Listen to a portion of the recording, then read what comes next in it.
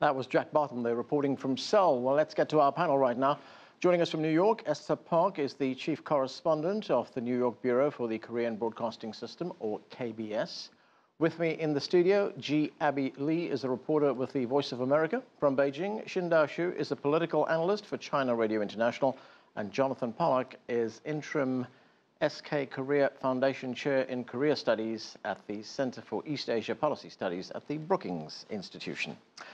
Thanks to all of you for being with us. Esther, let me start with you. So President Moon's victory ends 9 years of conservative rule in South Korea. Put this in some kind of context for us. In a political sense, how big a change is this, and what were the main reasons for his victory? I think a key factor of this election would be related to who would take the spirit of age that came from the 4-month-long candlelit demonstration who caused the impeachment of the last president. And the spirit of the age must be like the regime change and rebuilding social justice, or the cleaning up the old evils or deep-rooted corruptions. And under the outcome of this election, we can assume that the people, South Korean people, mainly perceived the Moon Jae-in is the right person to do that better than other candidate, because there are major scandal, corruption scandal regarding the last president came from the traditional conservative party, and he was the promising candidate of the traditional liberal party. And also, this election leaned at first toward more liberal and left than other elections. And also, the interesting thing is that in South Korea, the 40s and 50s is more liberal than 20s. So the 50s had kind of casting vote for this election. They are the kind of generation to achieve kind of first democratic revolution in South Korea in 1980s. And the other point is that this election under multi-candidate competition, not like bilateral competition, the conservative versus liberal. So that means that diverse the Korean social and political groups started to speak out their own voices, and they are not afraid of to being kind of dead vote. Okay. So I think that is also kind of a democratic achievement. So South Korean people are very proud of their kind of the overcoming political crisis after the big scandal with last president. Okay, Jee, if we look at this result, President Moon got just over 40%. Right. The other 60%, or just under 60%, was shared by the other candidates. And under the South Korean system, a plurality of votes is enough for victory. So does that put a question mark over his mandate?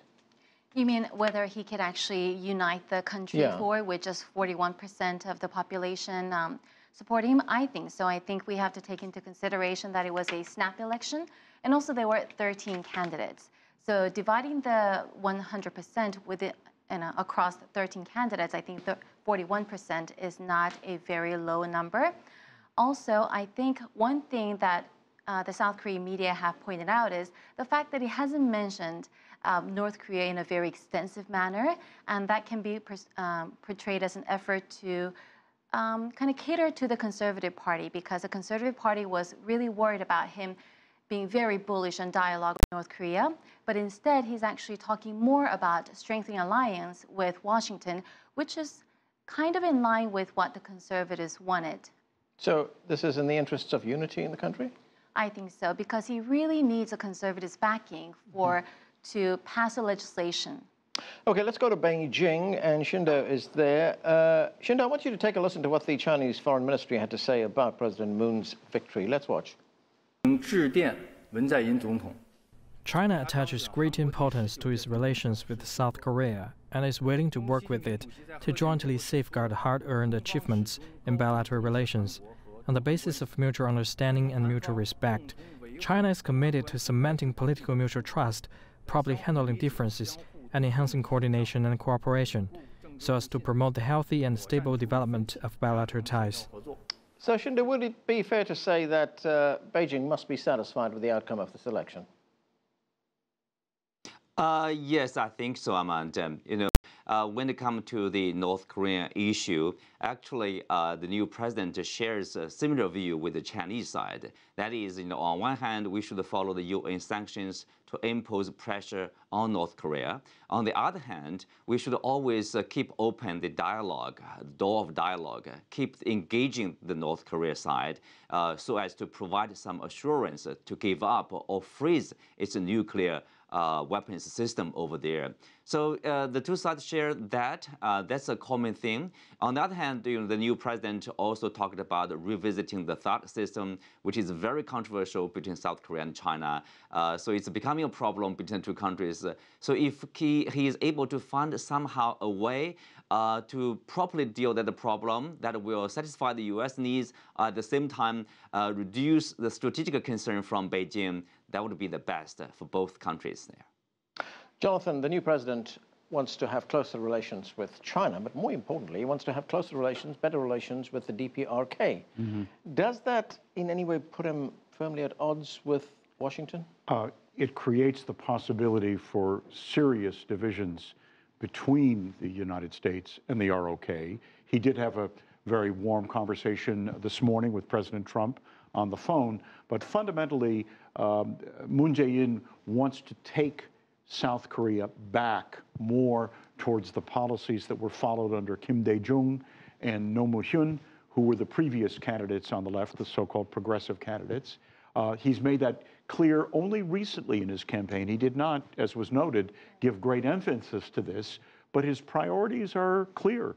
Despite the advances in North Korea's weapons activities and the like, and although he has alluded to this, he really is talking more about trying to reopen economic cooperation with North Korea, extending it in many, many ways, trying to see if he can heal the breach with China, which has been caused by China's insistence of its disapproval of the THAAD system. Right. So he faces potentially a very, very difficult road ahead, given that the United States is now emphasizing so much a policy of much more sustained pressure on North Korea rather than opening the door there, if you will, as he seeks to do. So for him, it's using the carrot rather than the stick?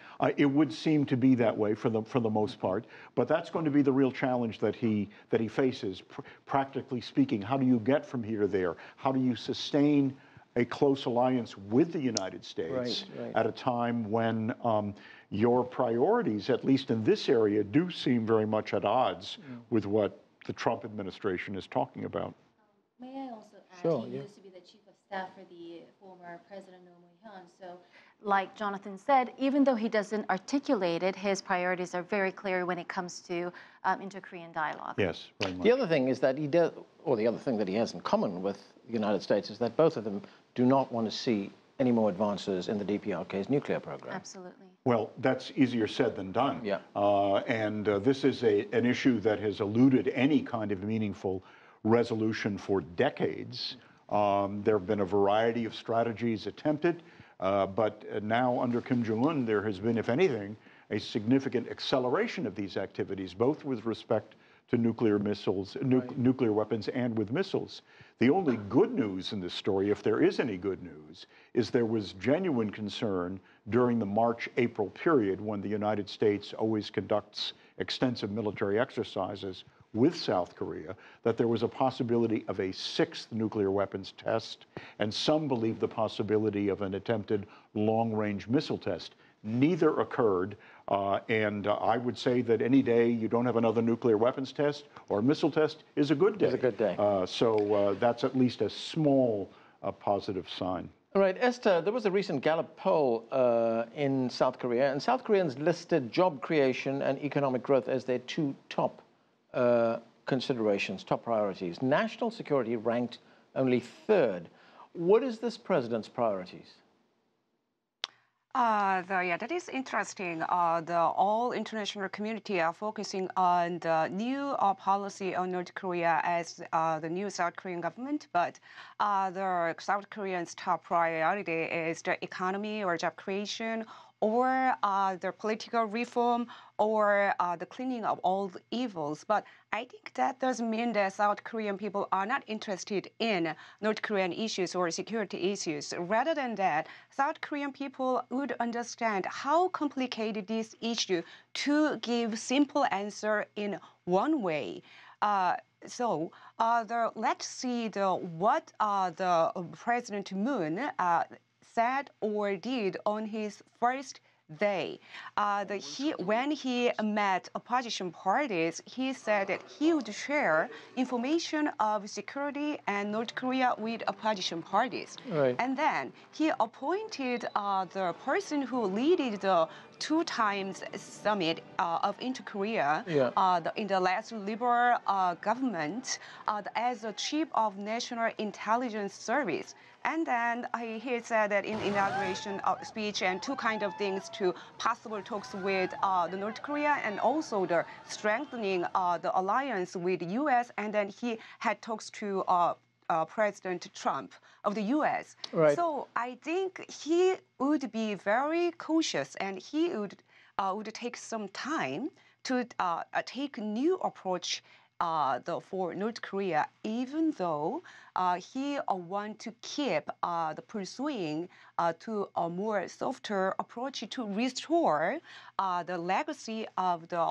last Liberal government, like the Sunshine or English. Okay, I want to go to Qinduo. Yeah, I want to get your view, Qinduo, very quickly on the DPRK's missile and nuclear program.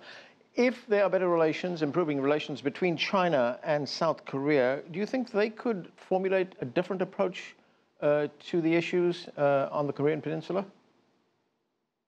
Well, I would say the view, shared not only by the Chinese side and the South Korean, the new government, the view will be strengthened with this new president in South Korea. And also remember, during the past few months, South Koreans are not happy with their exclusion in the discussions of the North Korean issue. Basically, that's between China and the United States, President Trump and President Xi Jinping. So obviously, they want to have a say. He even talked about, take back control, wartime military control, so that kind of thing. Obviously, somehow, I think from Washington, probably they should respect the, his authority and also the sovereignty of South Korea to have somehow put them not really in the lead, but at least on an equal footing in terms of how to solve this North Korean issue here.